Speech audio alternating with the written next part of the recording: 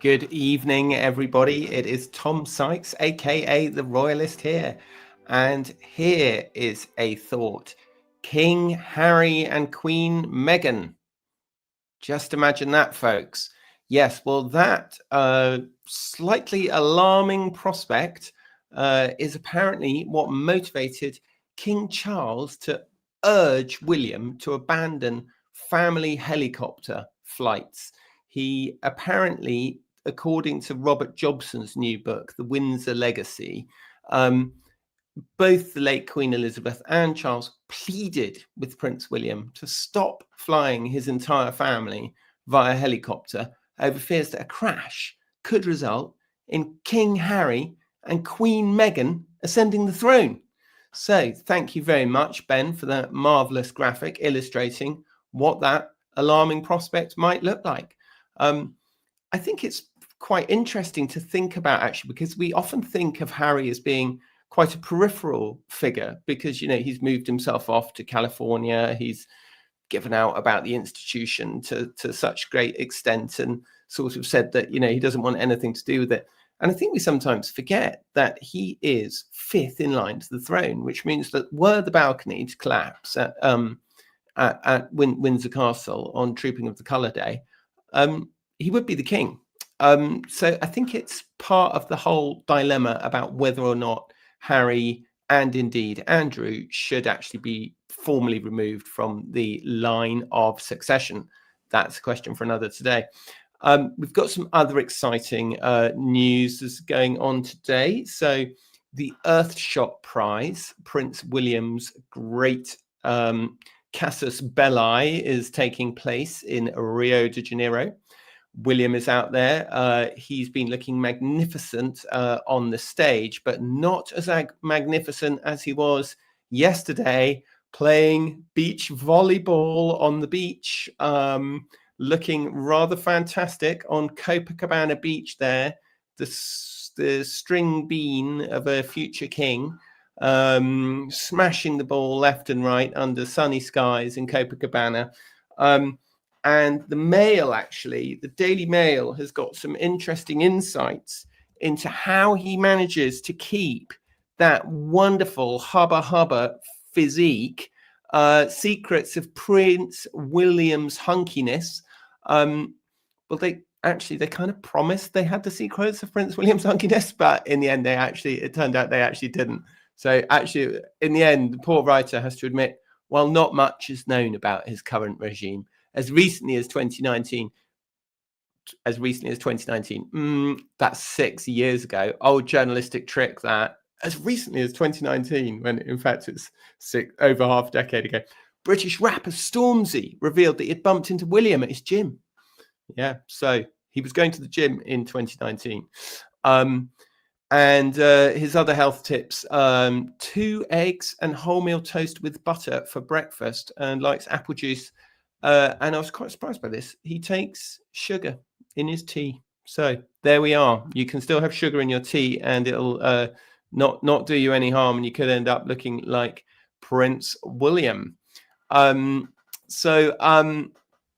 We've also, but on a serious note, Earthshot is William's sort of big thing. You know, it's his big event of the year, and that's part of the reason why people were a bit surprised that Prince Harry decided to seemed to have a go at trying to steal some of his thunder with his own announcement of his own little mini trip to Canada, which is happening right now. Not sure how welcome he's going to be in Toronto, having supported the LA Dodgers in the baseball the other night, pictured there with his cap on next to Meghan. So I'm not sure about that. I also want to say congratulations to our entire technical team, because I believe for the first time, this is properly streaming on Substack, which is wonderful. So no adverts or anything like that on Substack. And very sorry, people on Substack, that we haven't sorted out the captions yet. We are working on it, but I believe that live captioning technology is not quite up to it quite yet. So if you want captions, you might have to watch the replay. But more to be revealed on that front. Anyway, more importantly, back to William at Earthshot. Earthshot is a competition where William leverages, and this is a word you're going to hear a lot when he's king, leverages his platform to deliver impactful solutions. In this case, £1 million of prize money to companies that come up with good ideas to it's based on the moonshot, which of course was the trying to get to the moon, which did actually work out, because in 1969 man walked on the moon, as long as you don't believe what you read on the internet. So it's based on that, but it's the Earthshot. So it's like 10 years to basically find not the solution, but lots of solutions to climate change and climate damage and all these kinds of things. So we've got a little video of William explaining what it's all about. When we first started talking about this as a concept, optimism was the key word we always wanted to use, because urgency and optimism equal action. And there was an awful lot of pessimism going around. And I think you can feel today that the positivity and the sort of feeling of hope and we can do this from every single person. I mean, they're the brains and they're the fantastic people who are going to do what we need to do. And they're going to bring the planet into a better, healthier state than it's ever been before. So, you know, the transformational impact that these guys have had has been truly phenomenal. But we are only halfway, and we've got another 5 years to go. This space needed somewhere to come together. It was very fragmented, and I think for those who want to do good and those who feel they can, and as most of the solutions are highly commercial, this is not a philanthropic activity, you need to find that space, that community where everyone can feel that they've got the space to grow, they've got the support, and they've got the direction. Many of these guys and girls, they've got incredible solutions, but might need a little bit of help over here. They might need a bit of mentoring over here. They might need an introduction over here. The Earthshot provides that family to allow them to go on and be the best they can be. I'm very lucky to be in this position and use my platform for good. And whenever I'm doing stuff, I'm constantly analyzing where best can I use my platform for the greatest impact. And talking about the Earthshot was always an idea that positivity and a positive message to anyone brings out the best in them. There's a lot of negativity, a lot of telling people off, don't do this, don't do that. It doesn't work. And as you can see, you give the right people the right tools and resources, they flourish, and the impact they can have is truly phenomenal. Fantastic. Yeah, so there we are. Look, that's William laying out his vision, laying out his ideas. And those are the words that you're going to hear a lot when King William comes along. We're going to be hearing a lot about impact, a lot about leveraging my platform. You know, it's very much the language of business, I think, is like notable. William definitely, I think admirably, is determined to try and use, you know, whatever influence he has to leave the world a better place for his kids. And he was actually saying some sweet things about his kids and, you know, about trying to feel optimistic and stuff like that. And, it can be very hard, obviously, to feel optimistic when you look around as a jaded old adult like us and look at what's going on in the world. But I think it is, there has to be a technological solution to the climate thing going on, doesn't there? I mean, surely there has to be. Anyway, so that's William at Earthshot. We'll probably have more on William at Earthshot over the next few days. He's also going to COP30, and we'll be giving a speech there. And apparently he ran that speech past his dad, which I think was a nice gesture, because obviously Charles was such a pioneer in ecological and climate concerns and those kinds of things. So I think it's great that William is doing that and is involving his dad, and I think quite generously involving his dad. Okay, the next story that I want to talk about, which we also did on my Substack today, because I am the hardest working royal since Princess Anne, royal reporter since Princess Anne. Classic mistake that royal reporters make. They start to actually think that they are part of the royal family after a few years. I haven't entered that phase, but I know some who have. But yes, I have been working hard the past few months to bring you as many brilliant royal stories as I can. And this one I thought was an absolute cracker, and I couldn't miss it. So Prince Harry, this is the story. Prince Harry turns up to a Netflix session, and somebody asks him whether he would like something to drink, and he turns to an executive and asks for a mug of hot chocolate. Yeah, not great. This is just one of the details in quite an aggressive write-up of the couple's what we may call floundering showbiz prospects in the New York Post in page 6 today. And I think why it's quite a telling anecdote is because it kind of captures I suppose, the entitlement, this sort of unhappy combination of naivety, entitlement, a sort of lack of business savvy, and this very, very extreme and noticeable failure to read the room over and over again. It feels like this is a couple who've got it wrong. It feels like at every turn over the past 5 years, they've got it wrong. Well, page 6 is basically saying that Hollywood's had enough of the couple, that people are saying that they're fed up of them. A source that I was speaking to recently, not actually today, but a source I was speaking to said the same thing to me. They said that basically, and this is what they said, if Harry wanted to do something on Diana or the Hewitt stuff, that would work. And that obviously refers to the long-standing and false rumor that James Hewitt was Harry's father, and James Hewitt was having an affair with Diana was one of the people who Diana had an affair with, which she admitted to in her Panorama interview. And Harry strikingly looks a bit similar to James Hewitt.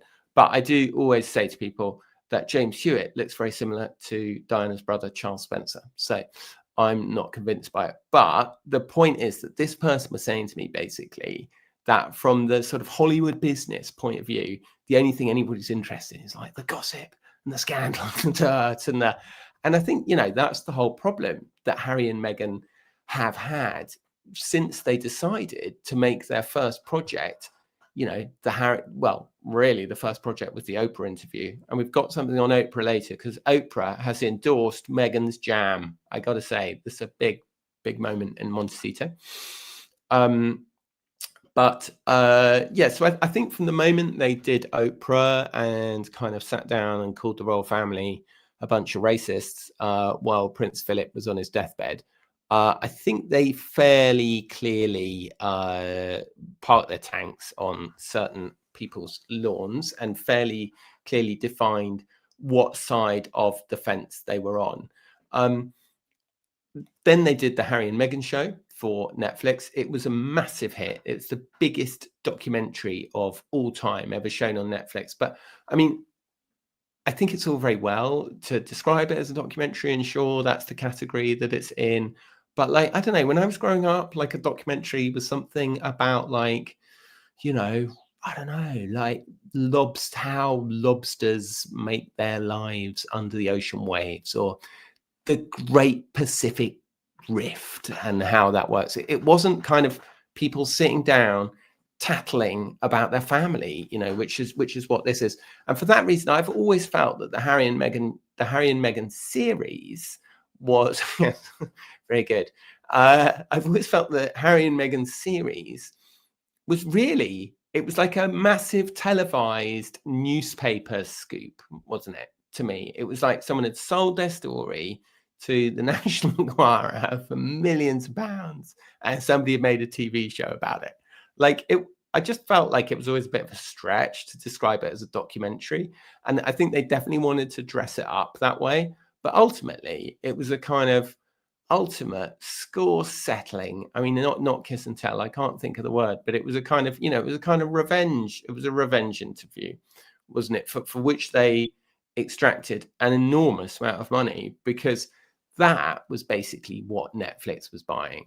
I don't think Netflix I think Netflix, I would imagine that Netflix have a very keen understanding of the fact that it's extremely difficult to make really, really great TV, right? And it probably helps if you're like in the business, if you're like a producer or a writer or something like that. That like these guys clearly had no qualifications. I don't think Netflix ever expected them to, I'm sure, great, maybe make a cooking show, maybe it'll be a big hit, maybe you'll make your polo show, maybe it'll be a big hit, maybe it won't. I think they really cared. I think they were probably the price of, making Harry and Meghan feel that they weren't just doing a big tabloid sellout.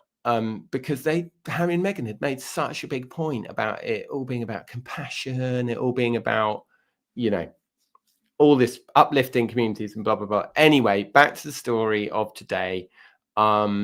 Page 6, reporting that she's convinced she's smarter than everyone and dismissive, that the mood in the offices is grim, and that there is not only no appetite left them in LA, one publicist told Page 6, but they've also worn through any goodwill they had. Another added, people are sick of them. The act has gotten stale. And what I think is really interesting is that I think that those statements do reflect a genuine shift in public perception of the couple, because they keep trying to recalibrate, they keep trying to reset. The amount of relaunches we've had of Meghan, particularly at this stage, is just, it blows my mind. And then I think there's this other whole problem, which is that Meghan has now said, she basically, in her interview at the Fortune conference, she was asked about the show, and she basically said that they weren't doing another, she didn't say they weren't doing another series, but she said that they were going to be doing like 2-minute clips of how to make a recipe. To me, that sounds very like she's starting a TikTok account, right? Which, like, I don't know, like, that's a bit of it's a massive step down from having like your own, hosted TV show on Netflix that's all about you and all about, how amazing you are, to like bunch of clips on TikTok that you're trying to monetize. Basically, it feels like a big step down and a big gap. And I think that the other problem with this is Meghan's headlong embrace of social media and putting everything on social media. And so it's like Meghan, it's like crazy. It's like Meghan's just woken up, like Rip Van Winkle. She's woken up in 2025 and she's been, oh my God, TikTok's amazing. Do you know what I mean? It's like, it's absolutely crazy. I find it really weird that they don't have a Substack. I would have thought if there was any platform that Meghan and Harry could do well on, it would be Substack, where they could, and I'm not saying anything particularly about the political leanings of the audience on Substack or anything like that, but I'm just saying it allows you to be so niche with who you target. And it's like they're still talking about TikTok. Come on. She hasn't said TikTok by name. But, and sorry, I'm getting distracted. The bigger point that I think is a massive problem is that Harry absolutely hates social media. So there was a story, I think again in Page 6, saying that, Harry was really unhappy about them being on social media. I actually reported that myself 4 or 5 days ago when Harry did the podcast with, he did a podcast about 5 days ago. Someone will tell me the name in the comments, I'm sure. Ben, if someone puts the name of that podcast host, could you put it on the screen? Thanks. He did a podcast with the comedian, and he basically spent the whole thing literally denouncing social media. Social media is run by evil people. They want to colonize your kids' brains. No parent should ever put their kid on social media. It's like, your wife's just putting, the wife's just posted a video of your kids on social media, Harry. And I don't think Harry meant it to, I don't think he meant to have a public argument with his wife, but it did feel like a bit of a domestic subtweet. Do you know what I mean? It felt like a public chastising of his wife. over the social media thing. And I'm not sure whether it was or not, but you know, I think well done, Hassan Minhaj. And thank you, guys. You see, this is the thing about the hive mind of Substack and YouTube and all you brilliant people. Ben, maybe you could you get us a little poll going, if you can do one of your amazing polls, and maybe ask people whether they think that Harry is uncomfortable, whether there's a conflict in Harry and Meghan's marriage about whether they should put the kids on social media. I'd be interested to hear what people think, because I just think it's so clear that there is, because I think Harry keeps, you know, feels very passionately about like privacy. Like if you think like that guy's life has just, you know, been so affected by like having his privacy like massively invaded from an early age. I just think it must be weird seeing your wife invading the privacy themselves. And then, of course, what made it even worse was that last weekend, when they did the pumpkin patch video, they accidentally showed the kids' faces and had to quickly delete it, which I'm told was a mistake. And I believe it was a mistake. And I'd say there was hell to pay. I'm sure their video editor has been fired. No, I'm not sure of that at all. I'm not sure of that at all. That is a complete invention, and I retract it.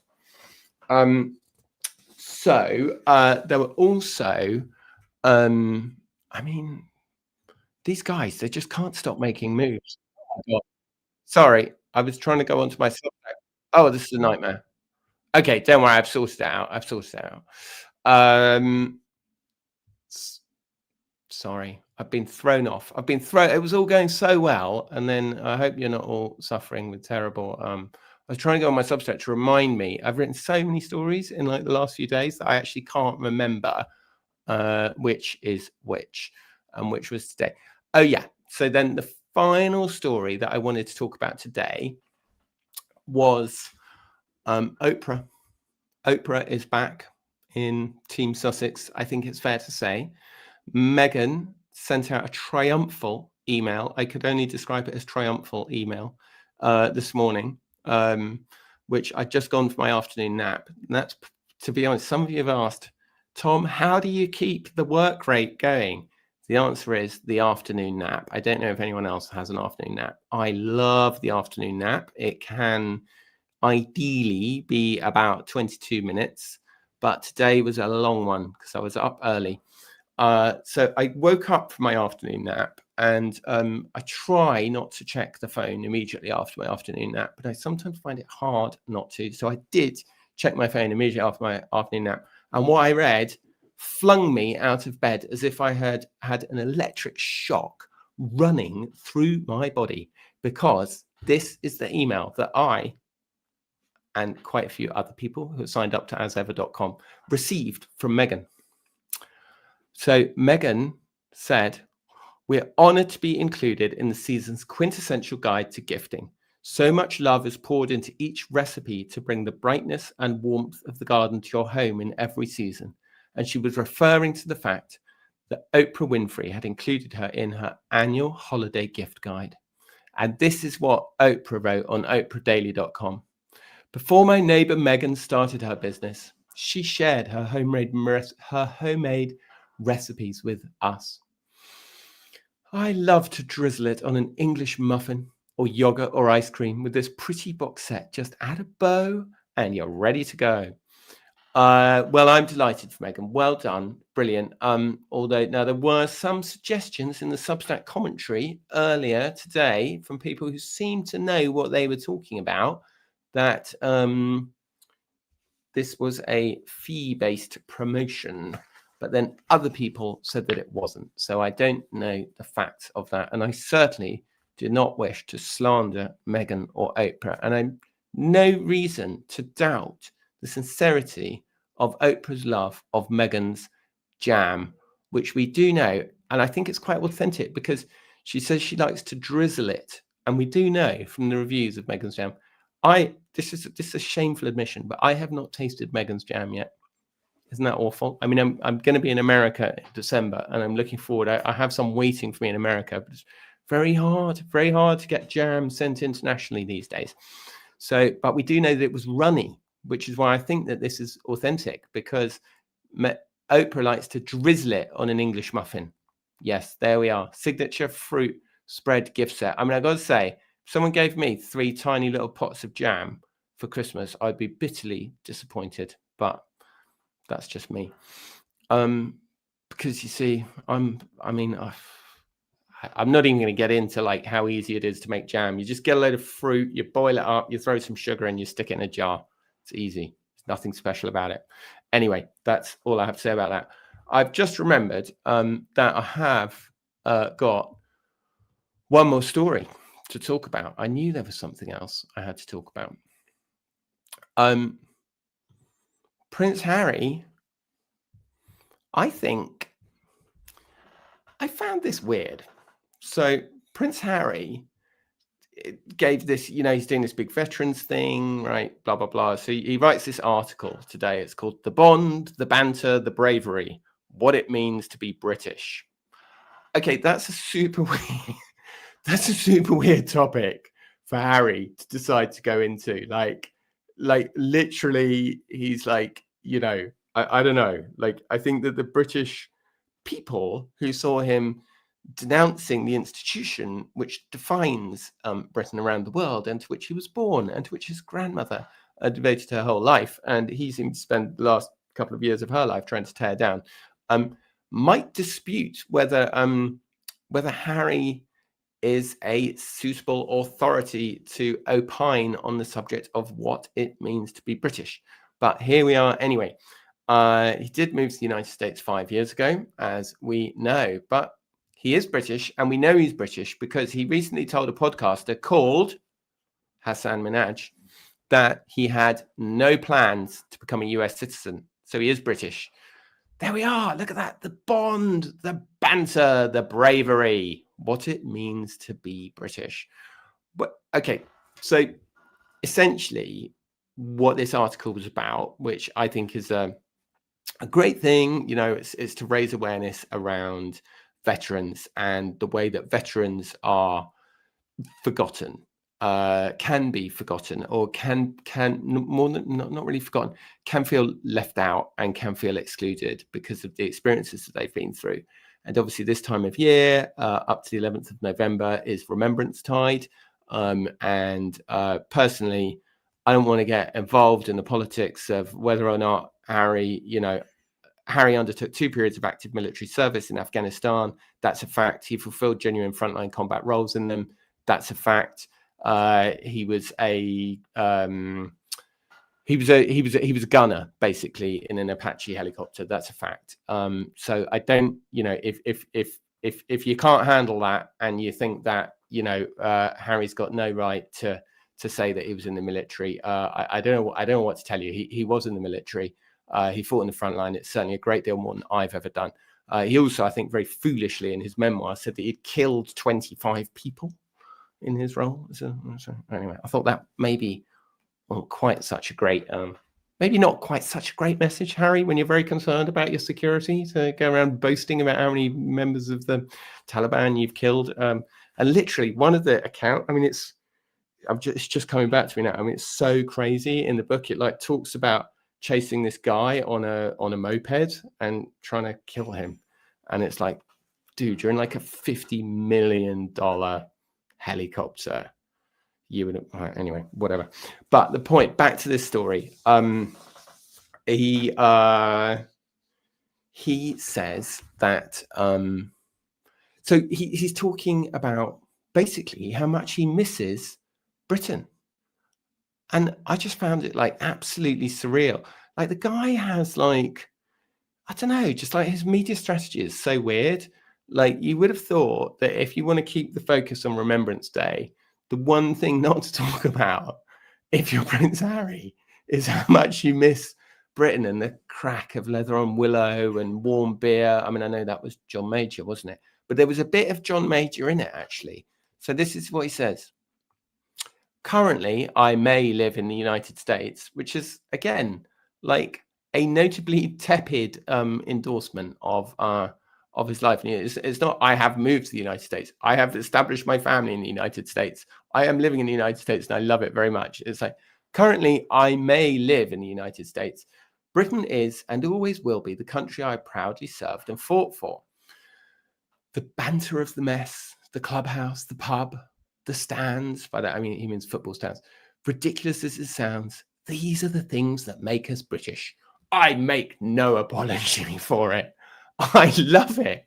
It's like, I mean, it's just like the most crazy, it's the most crazy thing for Harry to say if he actually wants to focus to be, which I genuinely think he does. You know, he feels very strongly about veterans' rights and that kind of stuff. And so I don't know. It's kind of it kind of just seemed really crazy to me. And it also, like, banter was a phrase that he used after Prince Philip's death. In his statement that he issued after Prince Philip's death, he said he was a master of the barbecue and a king of banter, or something like that. A great banter, you know. And I don't know, banter. It's such a. Anyway, I just found the whole thing super weird. And I also just felt like, does anyone really believe that Harry is like fun anymore? He doesn't seem fun to me. Like, he doesn't seem like the guy that we knew 10 years ago that was into having fun, going to the football, drinking pints. And I do think, like, for all, you know, William's much talked about severity and seriousness and all that kind of thing, like, at least when he goes to the football, he like screams his head off and like has a laugh. Do you know what I mean? Anyway, I don't know. I never thought I'd be saying Prince William's the fun one, is he? Harry just looks so, I don't know, he just looks so dour the whole time, so miserable. I don't know, he just looks miserable. I think that, oh my God, I've done it again. I'm so sorry. It's because I'm trying to, I promise, as I said, this is the first time that we've done the live. We've managed to get the live to work on Substack. And can I say thank you very much to the folks at Substack, because I've been hassling them, saying that it's not good enough to just have like 2 people in a box talking. And so this is the kind of streaming technology where you can bring up photographs, you can bring up imagery, you can bring up all these things. And one day when we get really organized, we can bring up guests. We can have people come on and talk to us. So that more or less wraps it up. We started a bit late, but we're going to try and get this out at 9 p.m. The nights we do it. We're only going to do it if there's stuff to talk about. That's our firm, hard and fast rule. We're not going to do it if there's nothing to talk about. We're not just, this is what I was trying to say to somebody, is the beauty of Substack and the beauty of digital media. When I first worked in newspapers, I remember I was working at the Evening Standard and I had to write a story about a fighter jet, right? This new fighter jet that the British Army had ordered or built or designed or something. And I wrote my story and off it went, and probably all about to go down the pub or whatever, because that's what you did in those days. One of the subs came over to me and said, very interesting. Anyway, one of the subs came over and said, an advert has dropped out and we need you to write an extra 174 words for the story. And so you just had to write the extra 174 words. And that's very much the newspaper world, right? Is that like there has to be a newspaper on Tuesday or Wednesday or Thursday. So even if there's no news, you have to have the news because there has to be a royal story. And Substack is like the opposite of that. We're only going to do stuff. I'm very aware when I write a Substack story that I'm sending you an email, and I think of like my mates who've all very kindly signed up to support me. And I think, oh my God, you know, I'm sending Nick this email. Like, I don't want to flood his inbox, you know, with stuff that isn't interesting.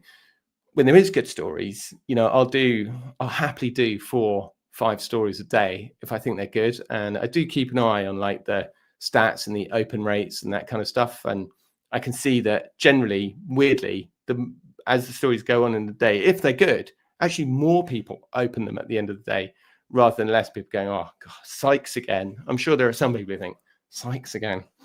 Anyway, we are going to conclude this episode with the astonishing news that Prince William, the winner for the last 2 years of the most sexy Bald Man award has lost his title. And he has lost his title to none other than Dwayne "The Rock" Johnson. So how about that? So that is an astonishing fact. Yeah. So I think is William bald? I mean, is he fully bald? I don't know. I mean, I know Harry was kind of mean about him in his book, saying that, you know, he alarming bald or something like that. Well, afraid Harry got repaid by karma there, didn't he? So anyway, Dwayne has replaced William as most sexy bald man. So I don't know about that. But anyway, it's been wonderful to have you all here today. I'm absolutely thrilled that the technology seems to have worked. Thank you so much to producer Ben, who's done another amazing job. Thank you so much to all of you for watching. And just a reminder that if you enjoyed this and you're watching on YouTube and you want more royal news and you'd like several emails every day from me about the British royal family, head on over to Substack and sign up as a free subscriber to the Royalist. And if you're really keen and you like the free ones, treat yourself, go paid. Christmas is coming up. Do you know what I mean? So thanks very much. Ben, I'm going to let you end the stream. Thank you and good night.